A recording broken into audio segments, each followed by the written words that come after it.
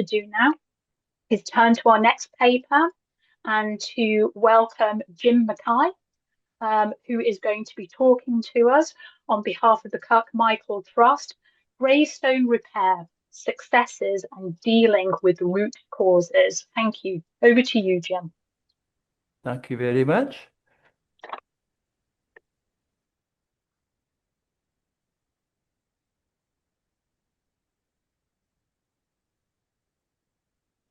I'm hoping, can you see that all right? Not yet, no. You can't see your slides at all just yet, Jim. Well, this is where my technological abilities have let us down. Let me just...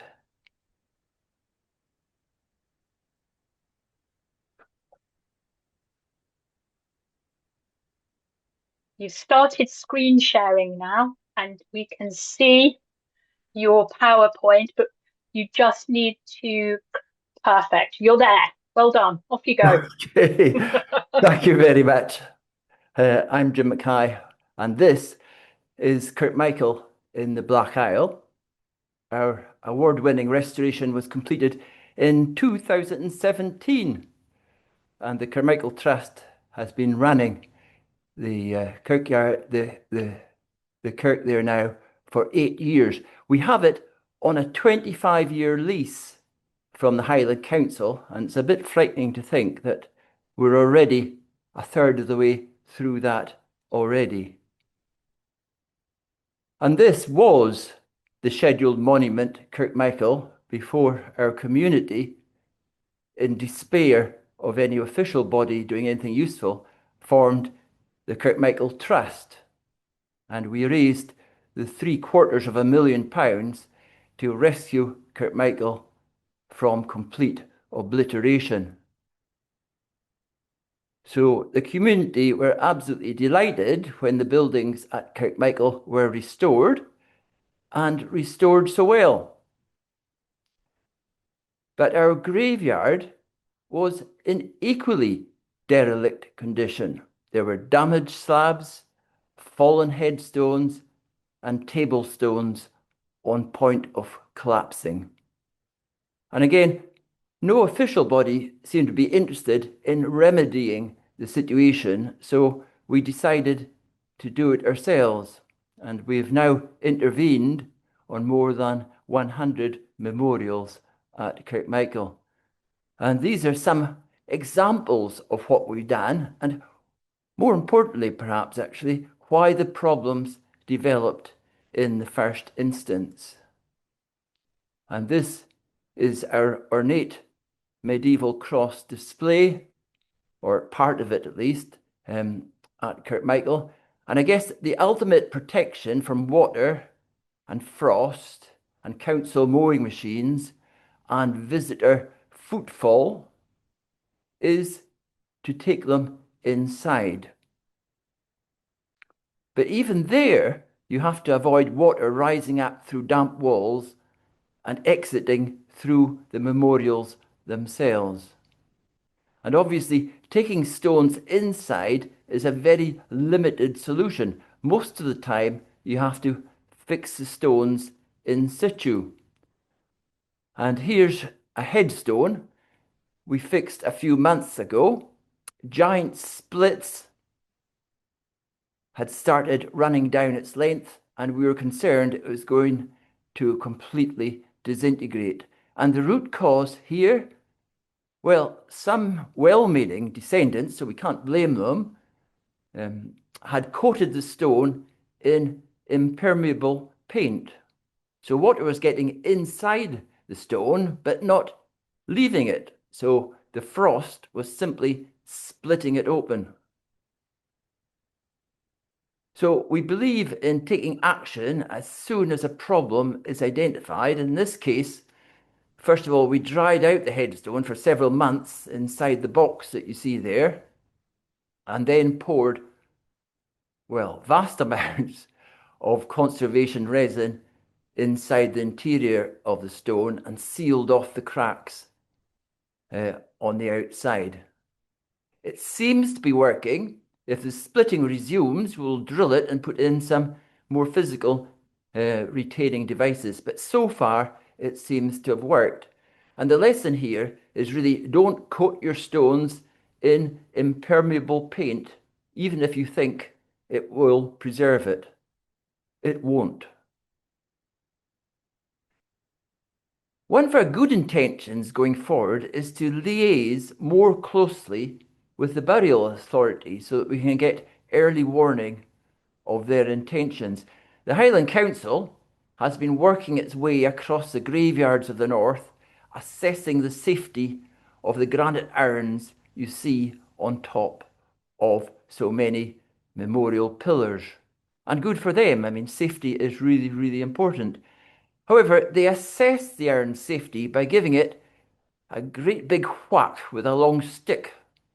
And if it falls off, then, well, that urn wasn't very safe, was it? So we're seeing more and more graveyards with the urns knocked off by the council, and they're meant to use cushions to break their fall. But as you can see here at Kirkmichael and elsewhere, in practice, the methodology proves to be very poor. And if we had liaised with the burial authority, we could have removed these urns ourselves in advance quite safely. The fix is easy enough. Here you can see a factory line of urns set up where we're drilling the granite urns, and then we drill the pillars themselves, and we fix the urns in place with stainless steel rods and anchor resin. And we'd like to see anybody knock them off now. But while the Kirkmichael Trust can do this at Kirkmichael, obviously there's countless other locations where there isn't a trust in place. And of course, the job would have been a lot easier if we could have avoided the urns being broken through early liaison with the burial authority. So that's something for us to look into in the future. Many of the problems in graveyards relate, of course, to unstable ground, because graveyard soil, quite understandably, is not stable. You can't have 6 feet holes dug all over a site without the ground itself becoming unstable in the long term. And hence, you have to be alert to things beginning to tilt over and be ready to take action before the problem gets too severe. And it's quite easy, really, to straighten up a headstone that's just leaning over. You'll find that old headstones aren't buried particularly deeply. There's usually a burial line. And I've highlighted the burial line on this particular stone with a red arrow. And the mason left that burial line there to show how deeply the stone should be buried. And often it isn't very deep. So that's a relatively simple procedure that virtually anybody can do after, of course, the appropriate risk assessments have been carried out. And if a headstone does go over, it can have severe repercussions. Not much is going to happen to granite, but a sandstone headstone lying in the soil, like this one here, starts to delaminate very quickly. And we ourselves didn't take action for years on this particular stone, and then found we had to cut off all the delaminating layers and fix it up with masses of resin. And indeed, it's now a lot thinner than it used to be. So I guess the lesson there is don't leave fallen sandstone memorials lying in the soil. And what can I say about marble memorials except avoid them in our Scottish climate? We had here a pile of broken and eroded marble panels, and we didn't even know how they fitted together. But the Gravestone Company's original brochure from the 1800s was still in the Public Record Office in Kew, so we had a volunteer go in and get a copy. And the marble panels that we could fix, we did, but several of them had eroded to such an extent we just had to get them recarved. It's very satisfying to repair a memorial of this nature, but the overall conclusion, I have to say, is that marble is just not suitable for gravestone memorials in the Scottish climate. Here's another memorial, a table stone at Kirkmichael, where the root cause is simply not designing the structure of it appropriately for unstable ground. And the better table stones have another slab running underneath the two supporting legs in order to give it continuous support across it. But we had here the result again of a memorial being placed in unstable ground. And what we have essentially is an accident waiting to happen. Fortunately, we've built our own gantry at Kirkmichael, so we can just swing the top slab out of the way temporarily while we set the tablestone legs evenly once more in the unstable ground. This one was done several years ago, and if we were doing it now, we'd probably put in a new continuous foundation underneath the legs. But we're learning all the time. Now, I'm showing some little bits of our ornate medieval crosses here to show the damage that can occur to slabs when they were lying flat on the ground originally. They can get worn away by footfall and by mowing equipment. And you can see the corner worn off one slab there, and the chips caused by mowing equipment on the other. And initially with these, we tried erecting barriers around them in the graveyard, but that wasn't very successful. The interiors became overgrown and unsightly, and it wasn't a solution. And what we have done now is we've actually rerouted paths on the graveyard so that visitors are no longer tempted to walk over the slabs. And some slabs, which are half in and half out of the ground, we actually buried using sieved soil so that no stones would actually damage the surface of the stones underground, and placed turf over the top.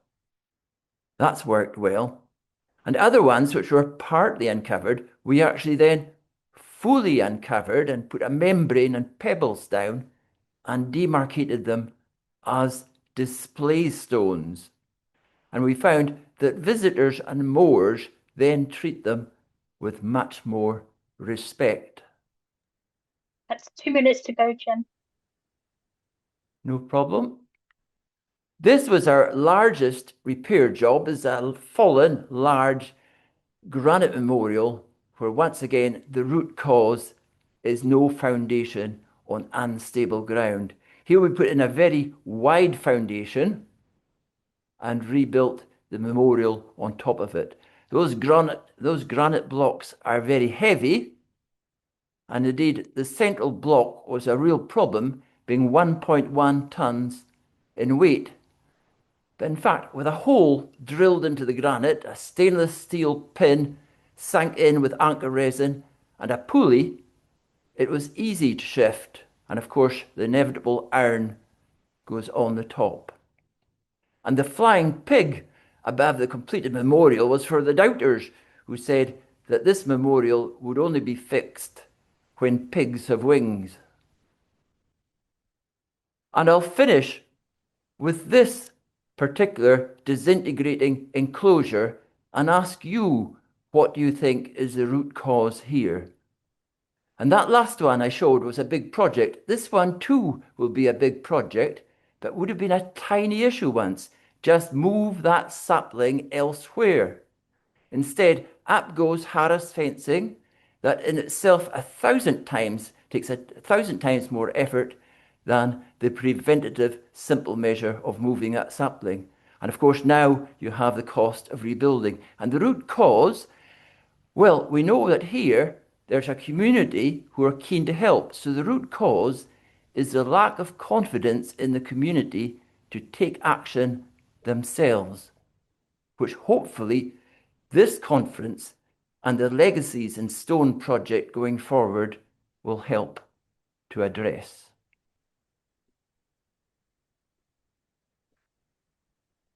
Brilliant. Thank you, Jim. If you could stop sharing your screen just now, that was amazing and truly inspirational, I'm sure, for every single person here. There is a question that I'm hoping you can kind of quickly answer, which is self-repairs must be an insurance issue. But I was wondering if you could also tag on in your answer something to illustrate the types of permissions that you normally follow before carrying out work. Well, the first step, obviously, is carry out a risk assessment. And to be quite candid, if the memorial is inherently a risky one, we actually raise funding to get a professional stonemason to actually do the work.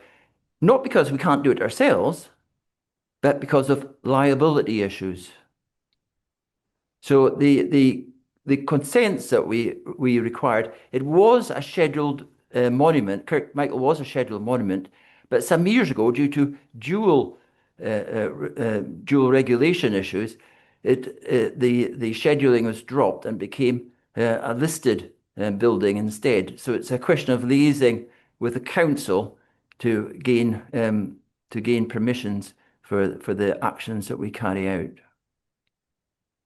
Brilliant. Thank you so much. I have to say, it really is truly inspiring the work that you're doing at Kirkmichael. And I have to kind of reference one of the comments that we've had in the chat, which really celebrate the fact that this work has been done under, a huge amount of your direction, Jim, that you really have been an instigator and a leader and a kind of mover forward of this project, which is just inspirational. As I've said, it is a really, really important project.